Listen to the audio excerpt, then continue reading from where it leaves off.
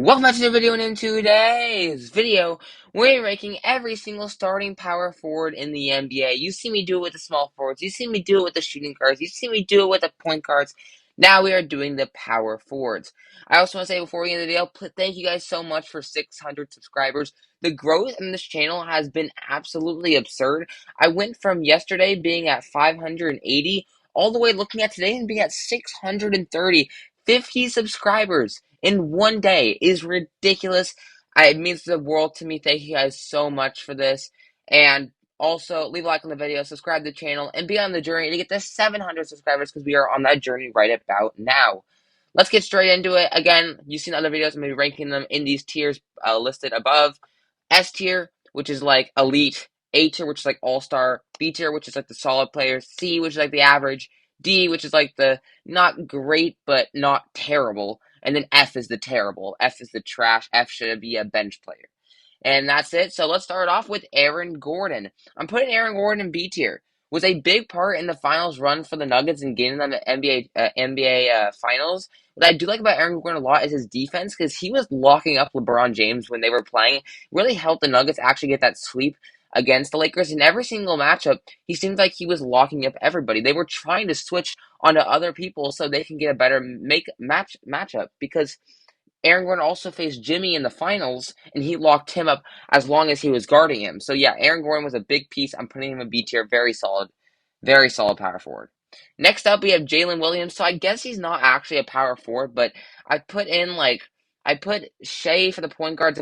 I put Josh Giddey for the shooting guards. I put Lou Dort for the small forward. So I was like, I guess I'll put Jalen Williams for the power forward, even though he's not really a power forward. But I'm gonna put Jalen Williams in B tier behind Aaron Gordon because I think Aaron Gordon's he's been in the league for longer, so I'm gonna give him that respect. But Jalen Williams had an amazing rookie year for the Thunder. I mean, obviously he's not a power forward, but he was averaging 15 points, and at the end of the season, he was really making a legitimate case to maybe be the rookie of the year. Obviously, Paolo won it, and he deserved it.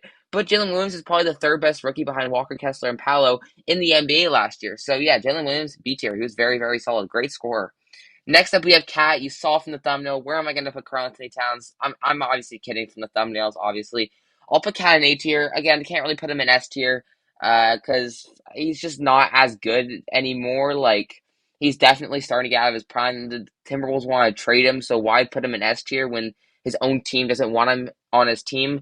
But he's still an amazing talent. He still averaged 25 points per game, and he's one of the only big men that can actually shoot from the three-point line at a very consistent level. So A tier for Cat. It's just the Timberwolves don't like him. Next up, we have Jeremy Grant. I'm putting Jeremy Grant in B tier. I would put him ahead of Jalen, not ahead of Aaron because I like Aaron in the playoffs a bit more.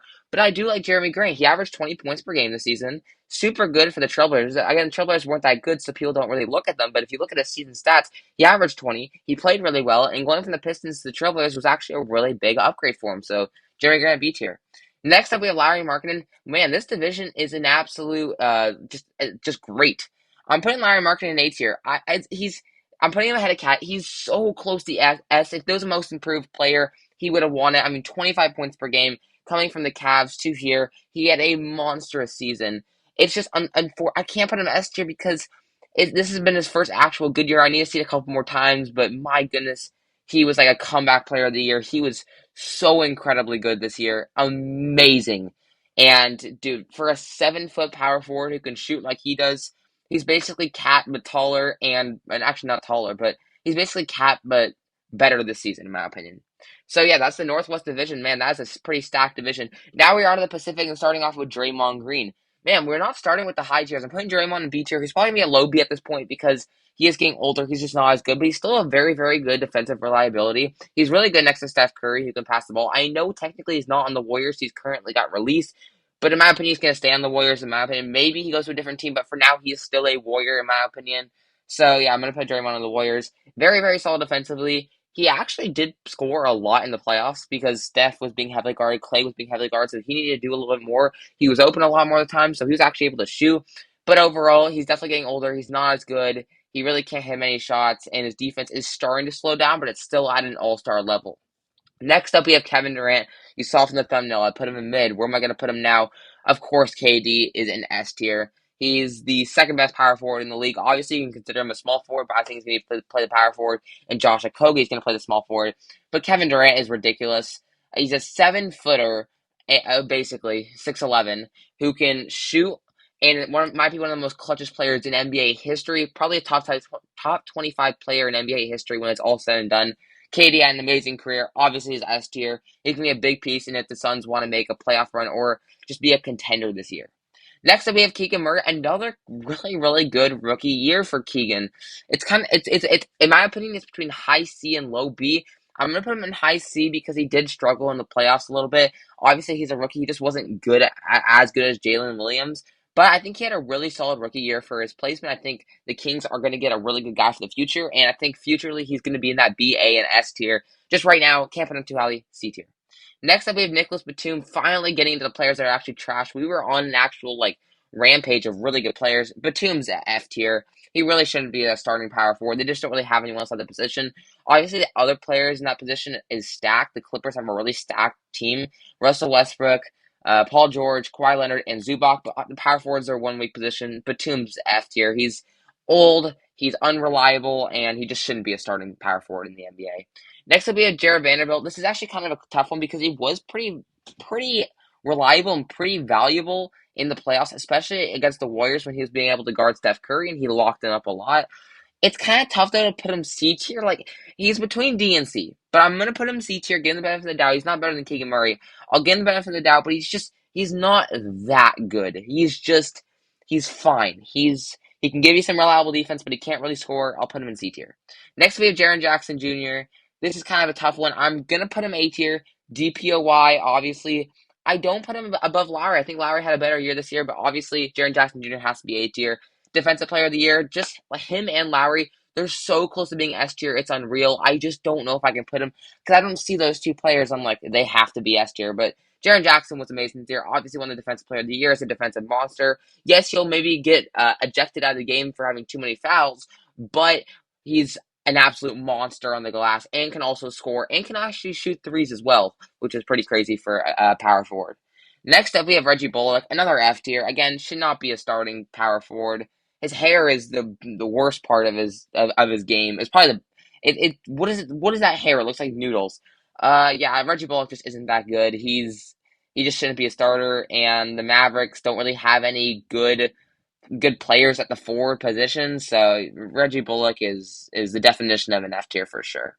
But between him and Batum, I'll put Bullock a little higher than Batum because at least Bullock has scored a little more points per game, but they both have suck. Next we Jabari Smith Jr. I have to put Jabari Smith in D tier. He has not shown me enough, especially as the number 3 overall pick in the draft. Now, yes, he did average 15 points per game, which ain't bad, but it was horrible consistency, and the Rockets really needed better. Now, could he have a better year this year? Yes, because they did get some really good players in the draft like Cam Whitmore and Amin Thompson, obviously. It's just Jabari this year was not that good. So I'm going to put him in D tier for now until he can get it back together, especially for being the number 3 overall pick. I got him in D tier. Next up, we have Jeremy Sohan.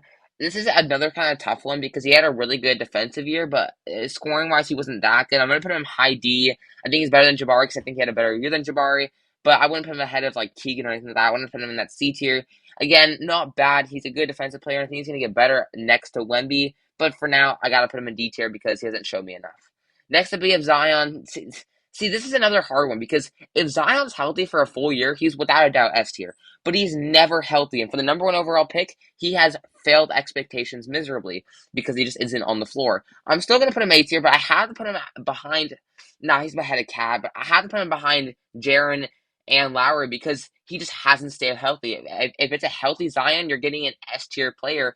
I'm still putting him in that all-star category because when he plays, he's obviously an all-star. It's just he never is on the floor. So A tier for now for Zion. Next up, we have Kristaps Porzingis, the new Celtic. What a trade for the Celtics. Porzingis, he's either low A or high B, but I think I'm going to go low A, honestly. I think he had a really underrated year because he was playing for Washington. Obviously, doesn't get as much recognition, but he had a really good year. I mean, he averaged 26 points per game, and he's a huge player. Like, he's a power forward, but he's 7'3". He can shoot really well. In his prime, obviously, he's a lot better. He's a little bit washed now, but he's still pretty good. I'm gonna put Kristaps in A tier. Maybe that'll make some people mad, but I mean he averaged 26. Next up, we have Julius Randle. I mean, how can you not put him A tier? I'd put him. I think he had a better year than. I'm even going to put him ahead of Zion because he had that good of a year. I mean, he was an All Star, so why would I not put him in the All Star category? He averaged 26 points per game. He was the main reason why the Knicks were the number 5 seed in the East, like in how they made it as far as they did across the Cavs in 5. So obviously, Julius Randle's an A tier because he was an All Star, but he also had a really bounce back year, and there's going to be a lot of future for this guy because he's also pretty young, honestly. So Julius Randle A tier. Next up, we have Cam Johnson. He's either a low B or a high C. I'm going to put him in that high C category because I think Cam Johnson's actually a really underrated power forward. He's definitely a solid power forward, and I think the Suns might regret trading to that trade to get who do they get? To get KD. But I mean, at this point, we don't know about that yet until we see how KD does. But Cam Johnson, I think, is a very, very solid power forward. I would say he's a little bit above average, not enough to be in that solid category, but he did average 15 points per game for the Nets. And I think the Nets, although they don't have a lot of pieces, they have McHale, they have Cam Johnson, they have Nick Claxton. They do have some things where they could actually be maybe a play-in team next year. Next up, we have Scotty Barnes. This is tough to rank because he had such a disappointing year last year. I'm still going to put him in that low B category because he had an unreal rookie year. But going from his rookie year to his sophomore year, he definitely had a bad year last year. I mean, he only averaged 15 points per game. He wasn't the same. Horrible consistency. And he wasn't that good defensively either. So for now, Scotty Barnes, B tier. Probably would have been a high B tier if he kept playing at his rookie standards. But he definitely fell off a little bit. So I'm not going to put him in C tier because he's still too talented to be in C tier. Next, we have PJ Tucker, F tier. Bro, I'm putting at the bottom. This dude, Joel Embiid, averaged 11 times more points than him. He averaged 3, Joel averaged 33. Is that not insane to you? PJ Tucker is horrible. He's a 6'5 power forward that can't do anything anymore. He can shoot the 3 a little bit, but 3 points per game, he is not getting anywhere out of the F tier. F tier for PJ Tucker. That one's one of the easiest decisions yet. Next up, we have. Ooh, this is kind of tough actually. Patrick Williams. This is not easy. You gotta think about this one because Patrick Williams ain't a bad power forward. He just didn't get as much playing time. He only played for like half the year as a starter. I'll put him at low D, but I do like Patrick Williams. I like him as a player. It's just he hasn't gotten enough playing time for the Bulls, so I can't really put him any higher. So for now, D tier for Patrick Williams.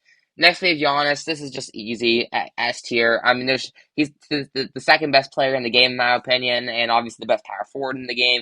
He probably will end up at a top 15 player of all time. He's an absolute ridiculous monster. Disregard what he did in the playoffs because it was an unfortunate and horrible thing for the Bucks getting swept by the Heat as the number 1 seed. Pretty embarrassing, but and all aside, Giannis is still the Greek freak. He was an MVP candidate for the whole year, and he's obviously S tier. Next, we have Evan Mobley. This is kind of tough here. I don't mind Evan Mobley. He's probably going to be in that high B category right at the top of it because I do like Evan Mobley's game. He really improved, especially defensively, and he honestly scored 15 points per game, so not too bad either, but obviously his defense really carried. I can't put him A tier because he's young and he hasn't over the moon proven yet that he can go into A tier, even though I really do think he's underrated and good. So I'm going to put him B tier, but he's definitely a above average, a very, very solid player, especially for the Cavs organization in which they need him. They need some defense. And although he wasn't good in the playoffs, I still like him. I'm putting him in B tier. Next up, we have Jordan Nwora. Um, I don't like him. I mean, it's the Pacers. I probably see he did average a lot of points. I'll probably put him ahead of Patrick Williams because at least he played for most of the season. He did average like I think 12 points per game this season or something around there. But I think above 10. So that's why I put him a little bit higher than Patrick Williams. He just isn't that good, and he really just shouldn't be a starting power forward. But I guess for the Pacers, it's a fine option, D tier. Next we have Boyan. I guess he could be the starter. I don't really know. I think he'll be the starter there. Where do you put Boyan is the question. He had a really good year last year, but he also is getting older. I'll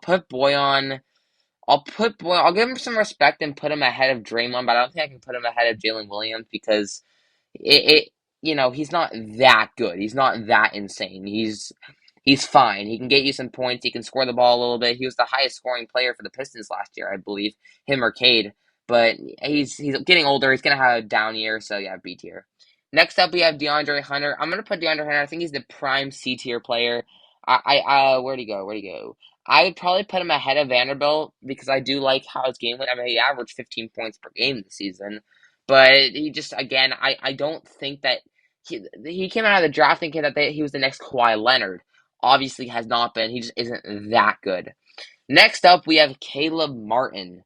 Caleb Martin, again, a big reason why the Heat made it to the finals. He was able to shoot threes. He had some games where he was super, super high.